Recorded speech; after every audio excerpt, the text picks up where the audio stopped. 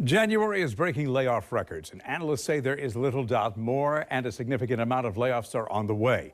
A number of contributing factors. Technology. The pandemic led to more people working from home, and tech companies expanded to meet increased demand. And now that fewer people are working from home, tech companies are laying people off. The second factor, the war in Ukraine. It affects the economy and the labor market. The third factor leading layoffs is fear of recession. That begs the questions, how do you prepare? And what are your rights if you lose your job? Joining me on the morning show, financial expert Joe Cryer with Tidal Flow Trading. Good morning, Joe. Hey, Bruce, great to see you. Good to see you, too. So you hear the rumors, and they cause worry and anxiety naturally. So focus on what you can control rather than what you can't. Does that mean starting with some financial planning? Yeah, definitely. I mean, it might start first with looking at your employer and seeing if they're the type who lays people off in recessions. But it's always a good idea to be prepared to have a job change, whether or not you're on the chopping block or not. Even if you're the most loved anchor man in the Metro Jacksonville area. What about financial planning? How do you get all your ducks in a row?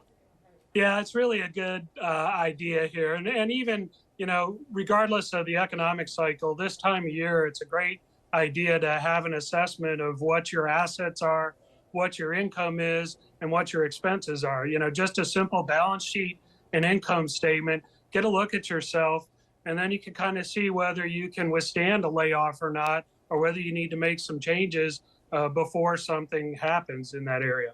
If you do get that dreaded pink slip, you do have some rights. What are they?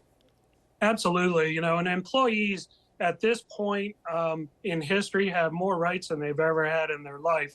In addition to COBRA and continuation benefits, there's transition packages available from the type of companies that are doing layoffs here. These are big corporations, and they can actually help people find their next job, even though they're the ones administering the pain a little bit. Also a good time to reflect on what you're good at and what you want to be good at? Certainly. If you're getting laid off, there may be other causes, but if you're getting laid off and your friend still has their job at the company, perhaps you need to do some self-assessment because they're contributing more than you were, or you were just in the wrong company that didn't fit your skill set. So an inventory of your skill set to go along with those assets, income, and expenses is a great place to start. And then you can go turn to some of these great job sites that do a wonderful job of matching your skill set up with open positions. That said, even though there are all these layoffs, might it be a good time to job hunt? I really think it is. And the big deal that's going on, all the factors that you mentioned at the beginning of this segment, the economy had two massive shocks here between the pandemic and the war in Ukraine, and that created massive shifts in the workforce. And then you try to go out to a restaurant and get a table, and half of it's empty, but they won't seat you because there's no staff working there. So eventually what's going to happen here is we're going to have a reallocation of a workforce, and some of those lower income paying jobs are just going to have to pay more to attract workers that are getting laid off from higher paying jobs. So turn to smaller businesses. Hey, is there a silver lining to all of this? Yeah, I really think there is, and this is a long-term issue that low and middle income workers have not, kept pace with inflation. So recessions reset things. Bad companies go out of business. Nimble workforce.